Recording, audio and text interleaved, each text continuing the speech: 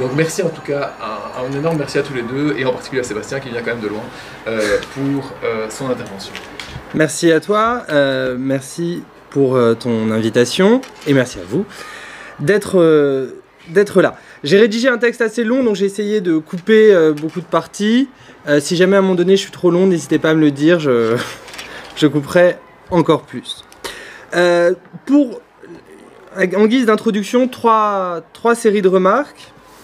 La première qui a trait aux difficultés qui sont liées à la réflexion en termes de décroissance, post-croissance, parce qu'on est sur un concept mou, dont la définition change à peu près avec chaque personne qui en parle, donc c'est parfois difficile de raisonner avec ce type de concept.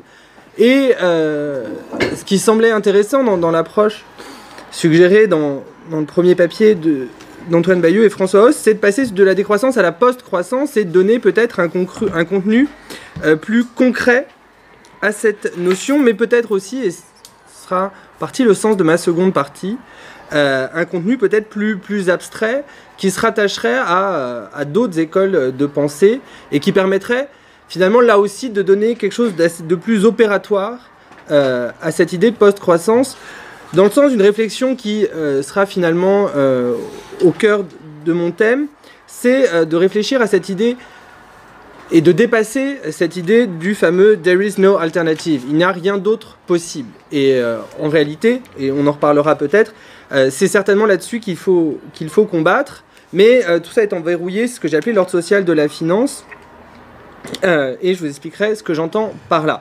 Deuxième série de remarques, c'est la difficulté de l'exercice. Difficulté de l'exercice parce que il y a, vous verrez, il y a deux parties dans mon développement, donc deux parties. Une première partie qui est très descriptive finalement, d'analyse de la situation telle qu'elle est, puis une deuxième partie beaucoup plus complexe, prospective, qui est de réfléchir à quels peuvent être les outils conceptuels, juridiques, de ce passage de la croissance à la post-croissance. Et ça nous demande, à nous, universitaires, juristes, de réfléchir à quelque chose auquel on n'a pas l'habitude. C'est des nouvelles solutions, des solutions concrètes, stimuler notre imaginaire juridique. Ce que j'ai essayé de faire, on verra ce que ça donne. Je ne suis pas forcément toujours doué pour ça. Troisième série de remarques, la question de la méthode. La question de la méthode, alors là, je reprends une citation de Georges Burdeau, de 1956, mais qui me semble très parlante sur ce qu'il nous faut faire. C'est un peu long, je vais aller vite, mais il parle des périodes de transition. Et finalement, on est certainement dans une période de transition. Il dit que ce sont des périodes d'une durée relativement limitée, durant lesquelles une collectivité passe d'un mode de vie à un autre. La société fait son ménage, ce grand rangement périodique qui ne va pas sans un considérable désordre préalable. Les idées et les institutions sont tirées de leur place accoutumée, c'est ça qu'on va essayer de faire, séparées des habitudes qu'elles avaient engendrées. On repense leur raison d'être, on les redécouvre d'un regard neuf, un tri sévère accompagne l'examen. Finalement, certes, bien des choses resteront en place, et dans mon raisonnement, bien des choses resteront en place, mais il précise enfin, on se bornera à supprimer quelques fioritures démodées, mais du moins tout aura été remis en lumière, éprouvé, jugé. Et il me semble qu'il y a effectivement là une méthode de réfléchir à ce qui nous semble parfois des évidences, des structures logiques, pour les remettre en cause. La thématique de fond, ce sera la question financière, parce que c'est une thématique que je connais, ce qui est plus facile quand on réfléchit, mais aussi parce que je pense que l'intérêt de la finance, c'est qu'il y a là un mode d'exercice du pouvoir qui s'est diffusé quasiment à l'ensemble de la société. Il y a, dans Le Monde d'hier, le journal Le Monde d'hier, Alexandre Viala, un collègue constitutionnaliste, écrivait une tribune sur l'épistocratie. L'épistocratie qu'il définit tout simplement comme un mode de gouvernement au sein duquel le pouvoir serait confié aux savants. Et lui, il estime que en France, le macronisme, c'est le triomphe de l'épistocratie. Et c'est peut-être finalement le triomphe de cet ordre social de la finance, tel qu'il s'est construit, et je vais en parler. Troisième série de remarques alors, enfin, suite de cette troisième série de remarques méthodologiques, je fais un lien naturel, mais qui peut-être est discutable, entre ce paradigme croissantiel et le paradigme néolibéral. On peut en discuter, mais il me semble que le néolibéralisme est la diffusion de cette idéologie croissantielle. De toute façon, les deux apparaissent au même moment. La notion de croissance est ancienne, mais elle se formalise économiquement après la Seconde Guerre mondiale, par des penseurs qui sont assez proches de l'école néolibérale. Et le néolibéralisme conduit à cette idée de « there is no alternative », conduit à cette idée qu'il y a une domination intellectuelle du néolibéralisme qui verrouille l'espace de pensée et qui rend beaucoup plus difficile la pensée alternative. Et du coup, je fais ce lien-là. Et un lien qu'il faut aussi faire entre le néolibéralisme et le droit tel qu'il se conçoit actuellement. Là, je reprends des réflexions d'un philosophe et d'un sociologue, Bruno Karsanti et Cyril Lemieux, dans un ouvrage récent, Socialisme et sociologie, où ils identifient 3 disciplines au cœur du néolibéralisme, quelque part, parce qu'elles reposent sur l'individualisme méthodologique. Alors pour eux, c'est l'économie, le droit et la psychologie. Ils disent que ces disciplines agissent par abstraction, au sens où elles isolent leurs objets du reste de la vie sociale, et par individuation, au sens où elles postulent que les comportements qu'il leur revient d'analyser peuvent toujours être amenés à des comportements individuels. Donc, à partir de cette critique, on peut peut-être élargir à l'idée, sans être encore une fois, je ne suis pas un théoricien du droit, donc je dirais peut-être des bêtises sur ces questions-là, mais certainement à faire le lien avec le positivisme juridique, qui est lui aussi consiste parfois à vider le sens du droit. Le droit n'a plus d'ontologie propre, il consiste à décrire des normes. Et donc, ce lien entre croissance, néolibéralisme et le droit tel qu'il se pratique aujourd'hui me semble logique. C'est ce que je vais essayer de démontrer, notamment dans une première partie. Je suis français, je fais deux parties évidemment. L'une que j'appelle la construction de l'ordre social de la finance, et puis une deuxième partie pour essayer de dépasser cet ordre social. Donc la construction d'abord. Je voudrais justifier évidemment l'utilisation de l'idée d'ordre social. L'ordre social, je l'emprunte à un économiste, Douglas North, tel qu'il a été repris dans un ouvrage récent d'un économiste français, Olivier Bomsel. L'ouvrage s'appelle « La nouvelle économie politique, une idéologie pour le XXIe siècle ». Pas tout à fait d'accord avec tout ce qu'il dit, vous imaginerez bien, mais quelle est leur idée? Leur idée, c'est l'économie institutionnelle. De dire que les institutions, et notamment le droit, jouent un rôle dans le modèle économique. Douglas North écrit « Les institutions dictent les règles du jeu, les modèles d'interaction qui régissent et canalisent les relations entre les individus. » Qu'est-ce qu'il met dans l'institution? Il met les règles formelles, donc les lois écrites, les conventions sociales, des codes de conduite informels et des croyances communes. Pourquoi c'est important pour moi et pour eux, évidemment, les institutions construisent un ordre social. Pourquoi il est important de repartir des institutions? Parce que ça nous permet de refaire le lien entre économie et politique. La politique agit sur les institutions, et notamment avec un outil privilégié qui est le droit. Et donc, si on refait ce lien-là, on peut alors, c'est ce que je voudrais faire dans la deuxième partie, le faire à l'envers. Se dire que le politique peut changer les institutions et donc changer l'économie. Et on revalorise là le rôle du politique. Qu'est-ce que j'entends par cette idée d'ordre social de la finance? Je vais essayer de l'aborder parce que je suis publiciste sous un angle de droit public. Je ne fais pas ça dans une idée d'opposition stérile, droit privé, droit public, mais parce que quand on regarde les écrits sur la régulation financière sont souvent le fait de juristes de droit privé et qui vont donc s'intéresser aux relations interindividuelles. Si on prend le prisme du droit public, on a des outils avec lesquels on a été formé évidemment qui sont différents. Les questions d'intérêt général, de rôle de l'État, d'exorbitance du rôle de l'État. Et c'est avec ce prisme-là que je vais essayer d'aborder l'ordre social de la finance. Cet ordre social, pour moi, il a une spécificité qui est fondamentale. C'est de clore l'ensemble du système sur le marché. L'économique, le juridique, le politique est clos sur l'intérêt du marché. On le verra avec les règles, je vais essayer de vous donner des exemples. Toutes les règles sont tournées vers l'individu projeté dans le marché ou sur l'État au service du marché. Et donc, il y a là quelque chose de fondamental et de très problématique qui est que l'État moderne se construit sur la différenciation des sphères sociales. L'économie, la famille, etc., l'individu, le politique, et l'ordre social de la finance, à mon sens, renferme tout ça sur le marché. Je vais raisonner en 3 temps. Commencer par réfléchir sur les agents, les consommateurs et puis les professionnels de la finance, ensuite sur l'État, et enfin, dans un 3e temps, réfléchir à cet intérêt du marché tel qu'il joue. D'abord, donc, première sous-partie, l'enfermement des agents sur eux-mêmes. Alors, par agent, je définis très simplement, il y aura les professionnels et les consommateurs. Mais, dans les 2 cas, le droit de la régulation financière, à mon sens, approfondit l'individualisme. C'est-à-dire que chacun n'est placé que dans une seule position, la position qu'il sert pour le fonctionnement efficace du marché. Ce qui se double aujourd'hui d'une surréglementation. Il y a clairement beaucoup de règles qui conduit en grande partie à une déresponsabilisation des agents.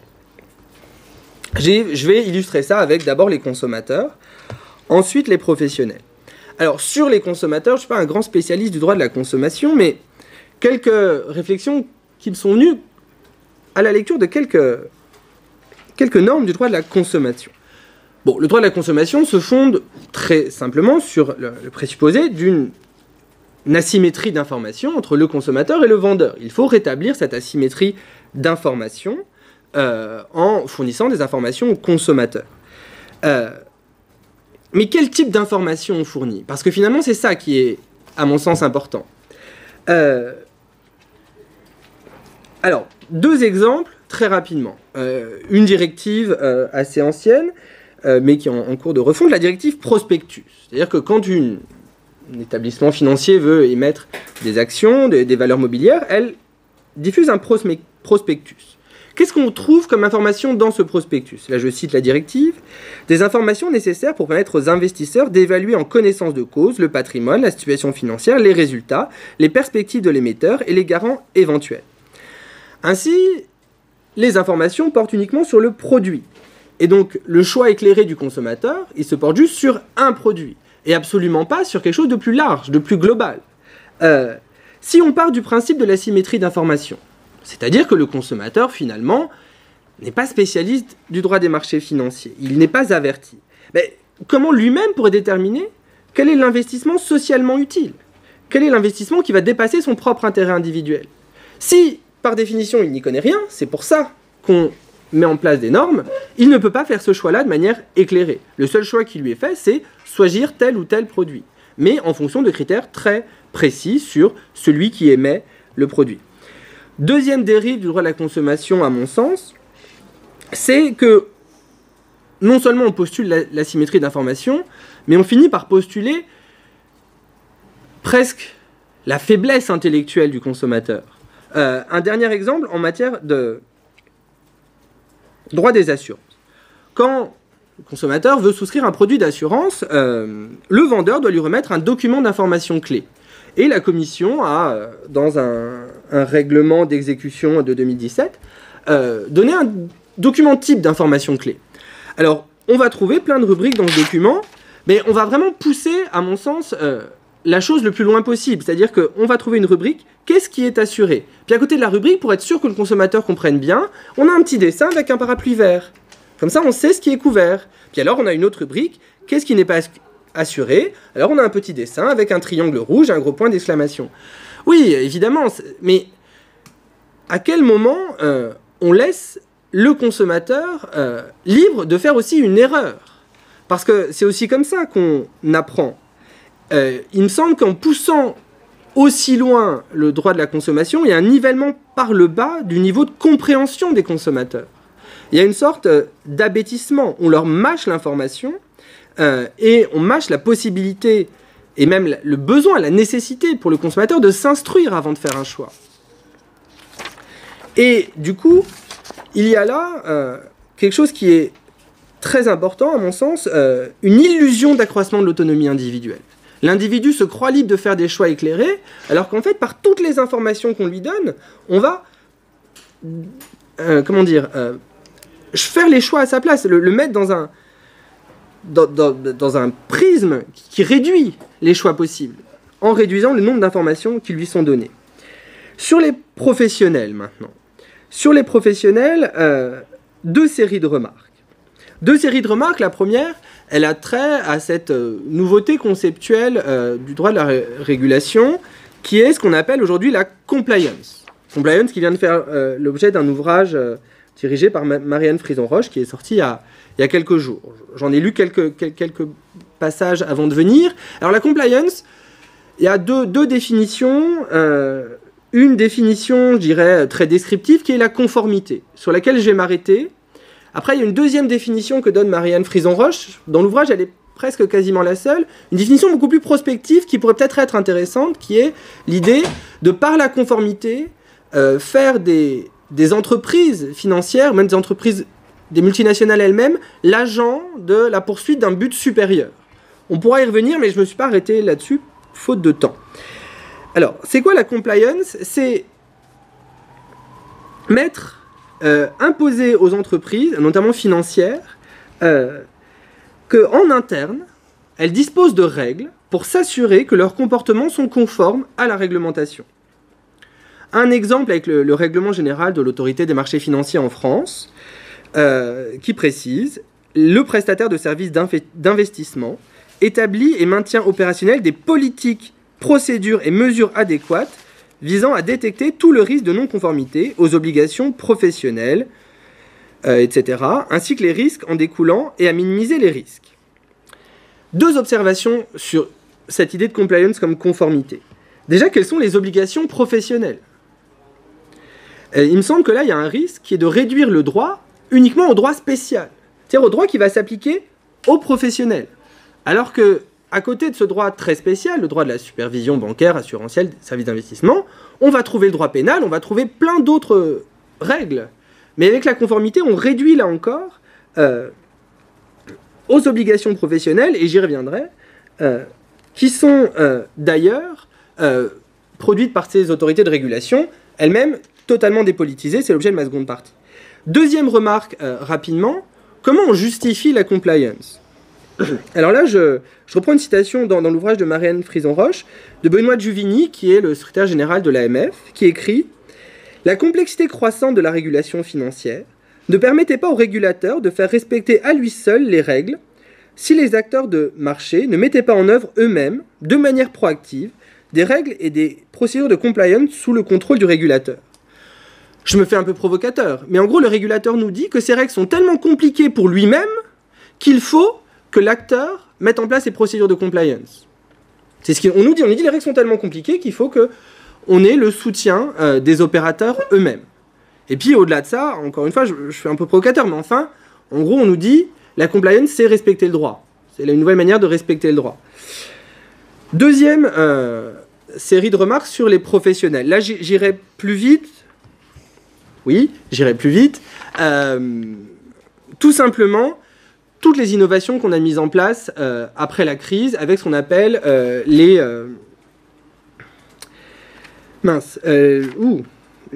coussins contracycliques, etc. C'est-à-dire qu'en fait, on demande aux banques, je simplifie à l'extrême évidemment, mais de mettre des liquidités en réserve en cas de problème, en cas de crise. Et donc là, il y a un problème, à mon sens, qui est très paradigmatique, c'est que on intègre la question du risque. C'est pas qu'on essaie d'éviter un problème dans la banque. C'est qu'on sait qu'il va arriver, on sait que la crise va arriver, et donc il faut la prévenir. Donc, dans le droit lui-même, on est en train de dire que le risque va s'accumuler, et qu'à un moment donné, il va falloir gérer ça. Et on met en place les instruments pour gérer. Et là, on a quelque chose de profondément, à mon sens, déresponsabilisant, parce que comment essayer de faire limiter le risque par les banques, les entreprises financières, si elles ont déjà les outils pour gérer lorsque la crise arrive, lorsque le risque amènera à un défaut. Ensuite, la question des organes. La question des organes. Alors, là, il me semble que c'est la deuxième partie peut-être la plus fondamentale, ce moment où l'ordre social de la finance se clôt sur lui-même. Parce que tous les organes publics en viennent à ne s'organiser qu'autour du marché et de l'intérêt du marché. Et du coup, autour d'une question fondamentale qui est la disparition du politique et du rôle du politique dans tout ça. Deux sous-parties, rapidement, je suis déjà en retard. D'abord sur les organes de régulation, la question de l'indépendance, qui à mon sens doit être évidemment reposée. Puis une série de remarques sur ce qui se passe aujourd'hui, enfin qu'on voit aujourd'hui, c'est la dépendance de l'État par rapport au marché, qui change évidemment tout dans le rapport de l'État au marché. Sur les organes de régulation. Alors, ici, c'est là-dessus qu'on voit que la finance est quelque part un laboratoire de ces nouvelles modalités d'exercice du pouvoir. Parce que c'est dans la matière financière et monétaire que la mondialisation, l'ouverture des échanges a commencé et qu'on a vu apparaître toutes ces questions-là. La compliance, c'est pareil, ça commence avec les questions financières, la régulation aussi. On part du principe pour la régulation que les organes doivent être indépendants. Cette indépendance, elle a été la première fois qu'elle a été soulevée doctrinalement et qu'elle a été mise en pratique, c'est pour les banques centrales. Je reviens 2 minutes sur les raisons de l'indépendance des banques centrales telles que la doctrine économique l'avait démontré. Parce qu'à mon sens, le biais, il est là, il est dès le début. Que nous dit la doctrine économique? Bon, la banque centrale émet de la monnaie. Si elle est sous la dépendance du politique, avant chaque élection, le politique va faire quelque chose de très simple, c'est qu'il va émettre beaucoup de monnaie pour faire un enrichissement artificiel des électeurs, qui seront, je simplifie à l'extrême, mais qui seront contents d'avoir plus d'argent, et donc qui revoteront pour lui. Ça, c'est ce que nous dit la doctrine économique. Et elle nous dit aussi, ensuite aussi, évidemment, que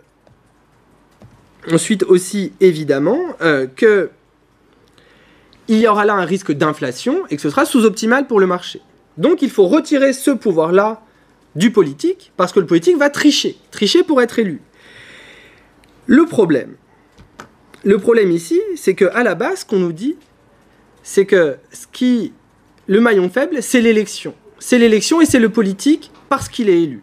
Or, tout le système juridique repose sur la légitimité apportée en partie, notamment, par l'élection. Donc j'ai envie de dire, quelque part, le ver, il est dans le fruit. Parce que dès le début, on nous dit, il faut exclure le politique, on ne peut pas lui faire confiance, parce qu'il est élu. Je me suis un peu mélangé. Mais, qu'est-ce que j'ai fait? Pardon. C'est pas grave. Ça, je crois que je voulais le dire bien après. Bon, passons. Et cette indépendance, on l'a prolongée avec les autorités de régulation en matière financière, etc. On les prolonge et on va même plus loin. On va plus loin parce qu'on a l'internationalisation de la réglementation. C'est le comité de Bâle, etc. Je ne rentre pas dans les détails du comité de Bâle, on pourra en reparler, mais je crois que j'ai une meilleure spécialiste que moi à mes côtés. Mais le problème de l'internationalisation, le comité de Bâle, c'est un comité d'experts qui détermine les règles bancaires, c'est que ces règles, du coup, ne portent plus aucun intérêt général supérieur, défini par une entité politique, puisque ces règles sont définies au niveau international de manière extrêmement technique, et après passent par le niveau européen, puis après par le niveau national. Donc il n'y a plus de moment pour réintégrer un intérêt général, une question politique, dans la réglementation bancaire, puisqu'elle est surdéterminée au niveau international.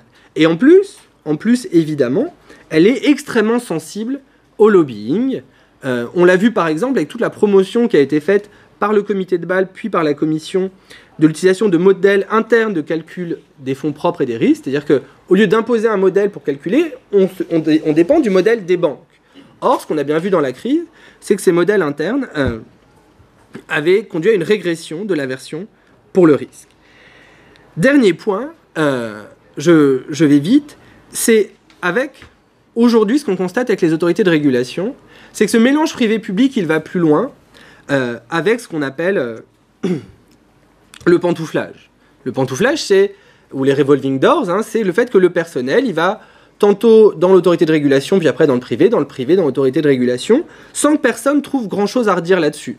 Je reprends toujours une citation de Bertrand de Juvigny dans le même article sur la compliance, où il écrit « Il est intéressant de noter à cet égard que de nombreux salariés de l'AMF ont été débauchés par des destinataires de services d'investissement pour exercer en leur sein des fonctions de responsable de la conformité. » Et il le dit sans que ça lui pose beaucoup plus de problèmes que ça. Or, ça pose de vrais problèmes de conflits d'intérêts, évidemment. À mon sens, les vrais conflits d'intérêts, ils sont là, pas dans M. Fillon qui emploie sa femme. Enfin, c'est peut-être certainement l'épiphénomène de quelque chose de beaucoup plus profond, qui a été étudié, je n'y reviens pas, mais dans un ouvrage récent de Pierre France et Antoine Vaucher, sur le pantouflage entre la sphère juridique et la sphère juridique publique, la sphère juridique privée en France, où ils finissent par conclure que ce qui s'est défait ici, c'est notre capacité collective à discerner le public du privé et à penser la spécificité du premier à l'égard du second. Et ça, c'est certainement un problème fondamental sur lequel il faut revenir. Dernier problème, en 1 minute, sur les autorités de régulation ou les banques centrales, et là, c'est des études qui ont été faites aux États-Unis, c'est qu'aujourd'hui, c'est eux qui financent la recherche. C'est-à-dire qu'aux États-Unis, mais en partie en Europe, on le voit, la recherche économique est financée soit par le privé, les chaires privées, après tout, pourquoi pas, soit par les banques centrales qui financent elles-mêmes toute la recherche économique. Donc là, on a un système qui s'entretient intellectuellement sur lui-même et qui empêche toute vision alternative, puisque la recherche est financée par autorités de régulation et entreprises privées. Sur la dépendance de l'État au marché financier, ça je fais très vite. En réalité, ça c'est le droit de l'Union européenne pur, les articles 123, 124 et 125 du TFUE, qui ont pour objectif simplement, je ne rentre pas dans les détails parce que je n'ai pas le temps, qui ont tout simplement pour effet de faire que l'État, lorsqu'il s'endette sur le marché financier, s'endette de la même manière qu'un opérateur privé.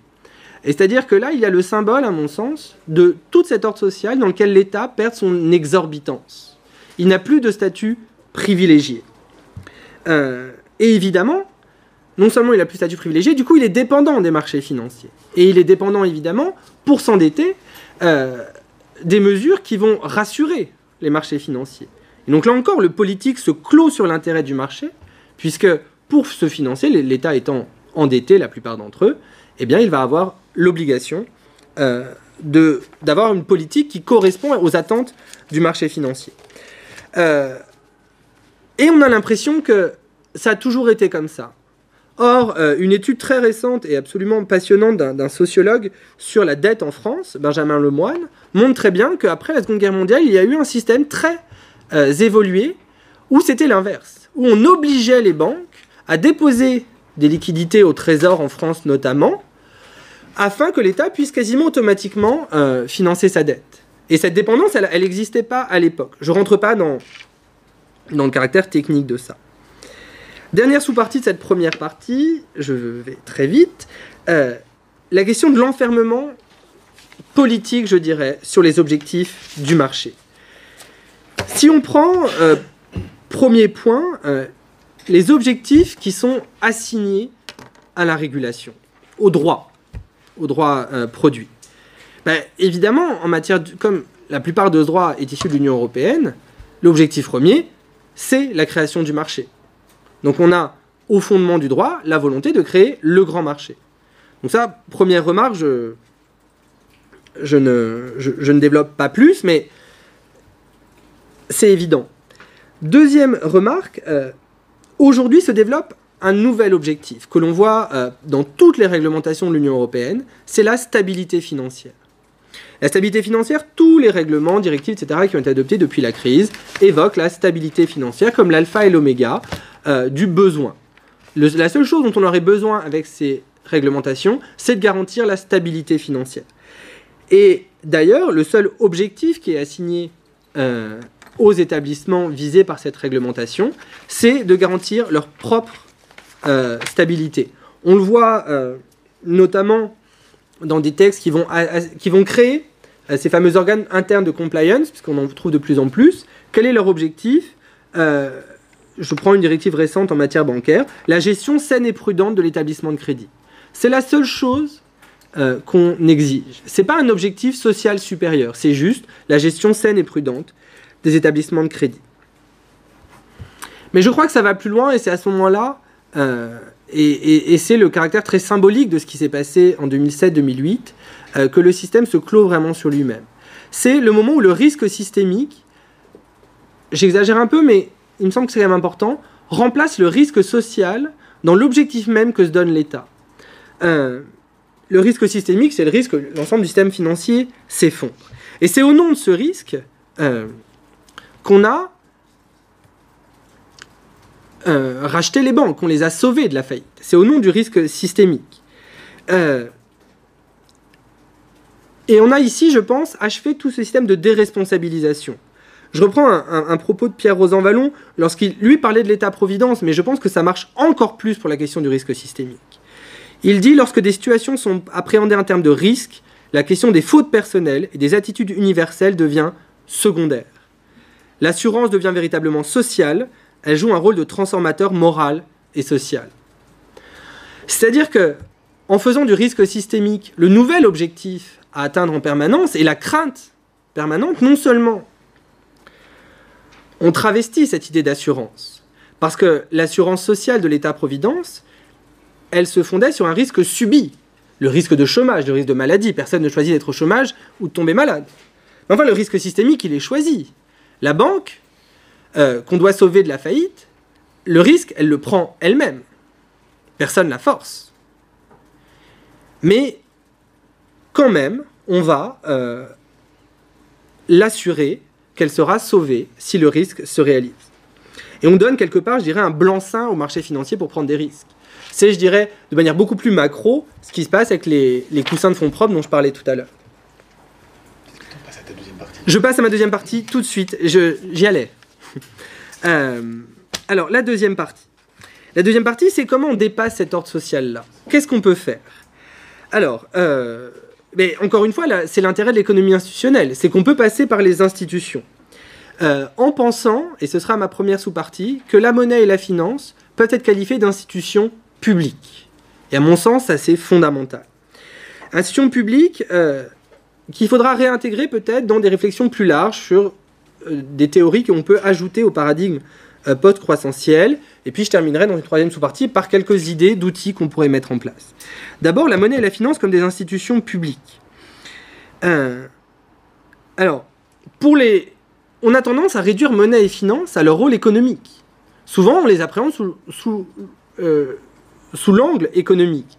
Ce que je me propose ici, c'est de reprendre la question de la finance autour de l'analyse qu'en faisait Georg Simmel dans sa philosophie de l'argent. Argent, monnaie, c'est à peu près c'est la même chose. Avec un petit propos liminaire quand même, c'est qu'en droit, le doyen Carbonnier disait quand même que tout dans notre civilisation juridique s'exprime en monnaie et que la monnaie est une institution de droit public, un mécanisme régalien, étatique, un attribut de la souveraineté. Ça, c'est le juriste. Mais si on va un peu plus profondément dans l'analyse sociologique qu'en fait Simmel. Simmel nous dit tout simplement, il parle de la question de la valeur. Qu'est-ce que la valeur ? Comment on détermine la valeur ? Eh bien, il dit que la valeur, elle se fait dans l'échange, et donc dans la relation. Pour déterminer la valeur d'un bien, il faut être deux, ou plus. Et il dit donc que l'échange est une forme et une fonction originelle de la vie individuelle. Quel est le rôle de la monnaie alors ? La monnaie, c'est de rendre tangible la valeur.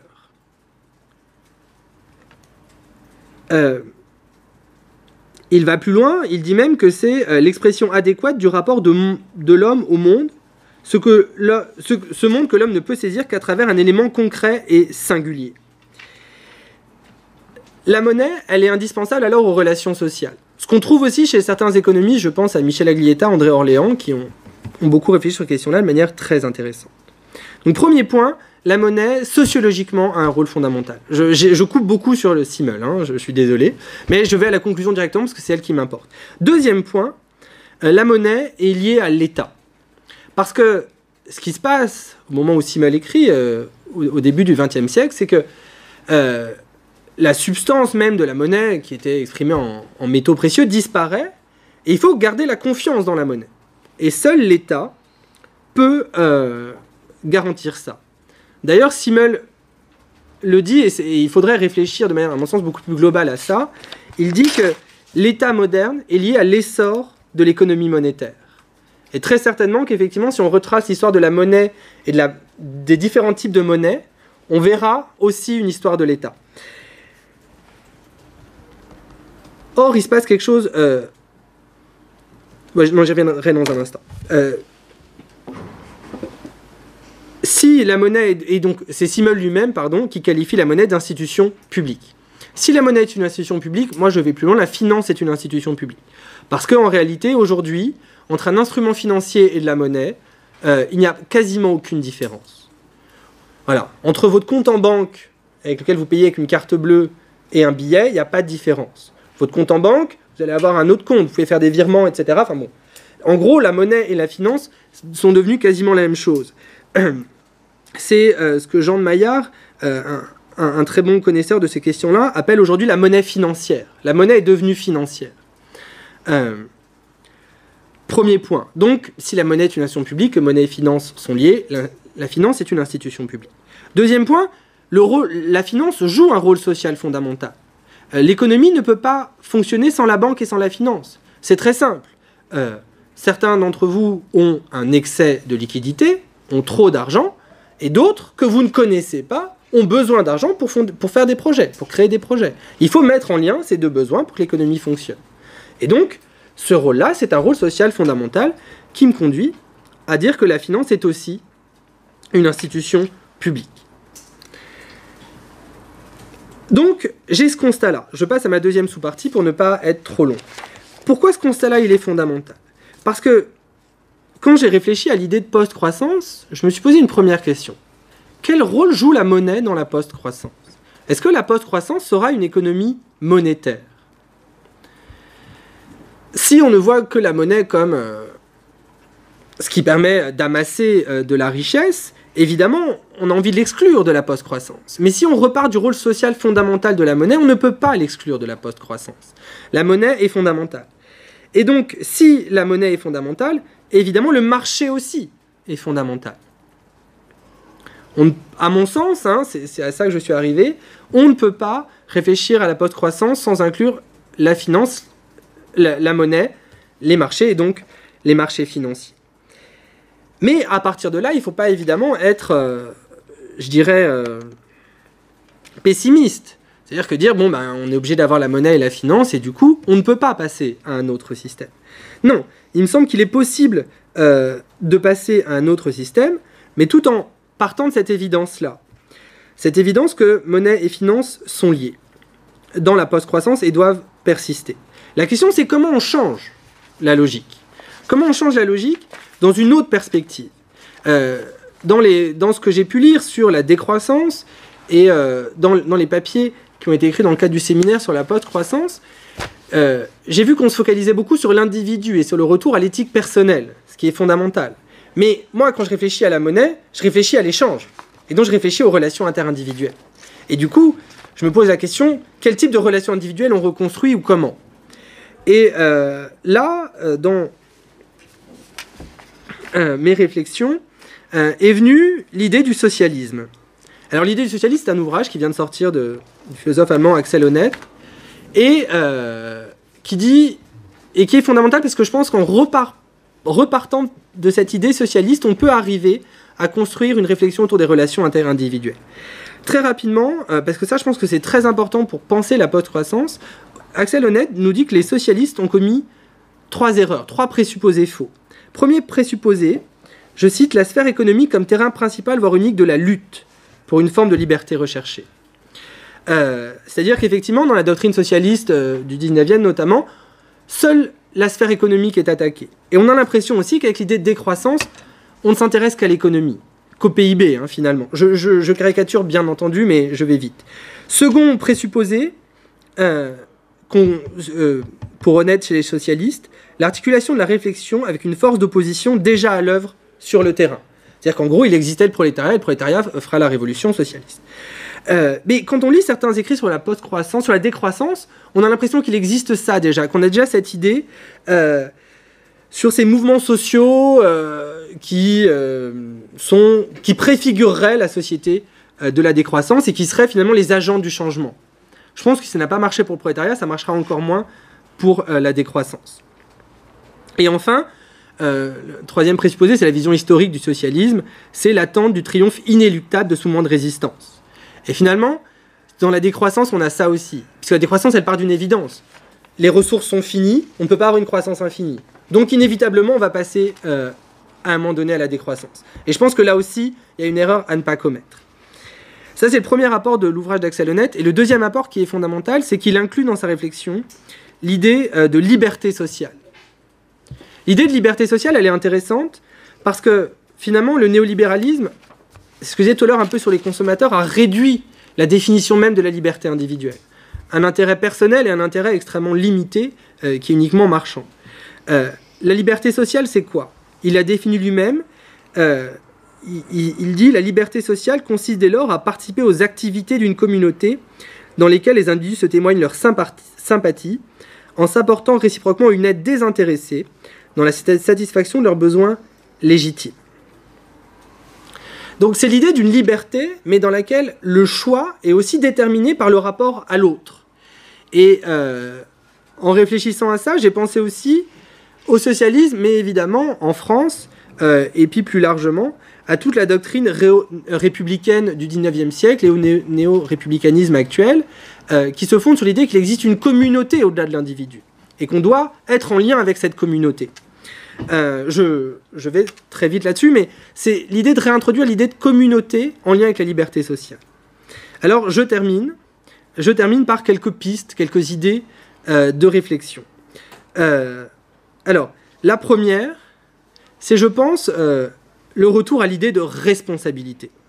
Là, je reprends le titre de l'ouvrage récent dirigé par Alain Supiot et Mireille Delmas-Marty, « Prendre la responsabilité au sérieux ».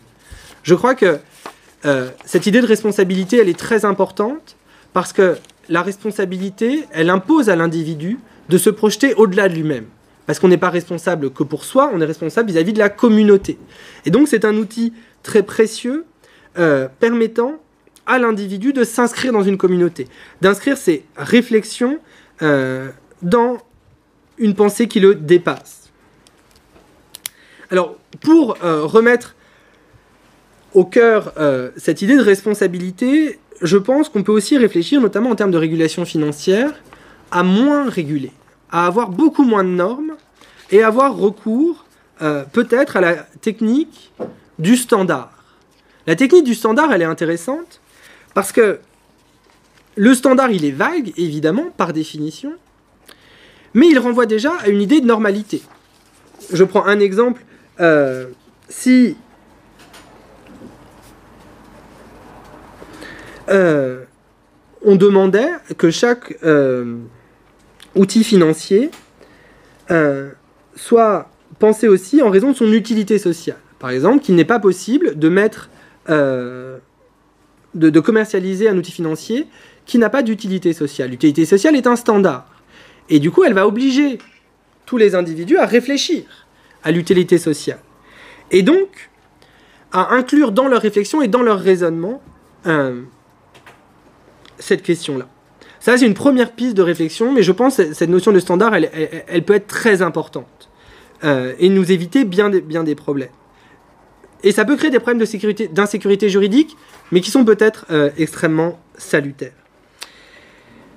Deuxième piste de réflexion, là, j'avoue, extrêmement incomplète, mais qui, je pense, est certainement très intéressante, c'est de redonner une valeur à la monnaie. Parce que Simmel le dit d'ailleurs dans son ouvrage, quand la monnaie perd de sa valeur intrinsèque, eh bien, ça change la société en elle-même. Et aujourd'hui, on est au bout de ce raisonnement, puisque la monnaie les banques centrales émettent de la liquidité en flot continu. Donc il y a quasiment la liquidité partout. Il faut relier alors monnaie et rareté à travers l'État. Or, justement, dans la post-croissance, il y a une rareté évidente, c'est l'environnement, les ressources naturelles, etc. Alors est-ce qu'on ne pourrait pas, je ne sais pas comment, là j'avoue, j'ai cherché, j'ai pas encore trouvé, mais j'abandonne pas, de redonner une valeur environnementale à la monnaie, pour qu'une dépense monétaire, finalement, soit aussi considérée et appréhendée comme une dépense environnementale. Je ne sais pas comment faire, hein, encore une fois, mais je pense que c'est important, parce que comme la monnaie, elle est partout, comme la monnaie, elle est dans les poches de chacun, ça permet justement une très large diffusion de cette volonté, de ces préoccupations liées à la post-croissance. Dernier point, c'est évidemment de considérer la finance comme une institution publique. Et certains disent, je pense notamment à à Hubert de Vauplane, qui est un avocat, avocat de questions financières, ancien banquier, qui dit que la finance est un bien commun. Je pense que l'un comme l'autre peuvent être parfois synonymes, et qui dit qu'il faut alors remettre du public dans les instances financières elles-mêmes. C'est-à-dire, par exemple, il parle de la désignation d'administrateurs indépendants qui représentent la société civile au sein des conseils d'administration des banques ou des organes de direction des banques ou des institutions financières. Mais au-delà de ça, évidemment, si la monnaie est une institution publique, alors le droit qui le régit doit être un droit qui n'est plus assimilé à l'intérêt du marché, qui est un droit qui est porteur d'une volonté politique telle qu'elle s'exprime. Voilà. En conclusion, en une phrase, il y a quelque chose dont que j'ai eu du mal à penser aussi, c'est la transition. C'est comment passer d'un système à l'autre. Je pense que le vrai problème de l'ordre social de la finance, c'est qu'aujourd'hui, il donne cette impression qu'on ne peut pas le changer. Et du coup, la question de la transition devient extrêmement compliquée. Je vous remercie.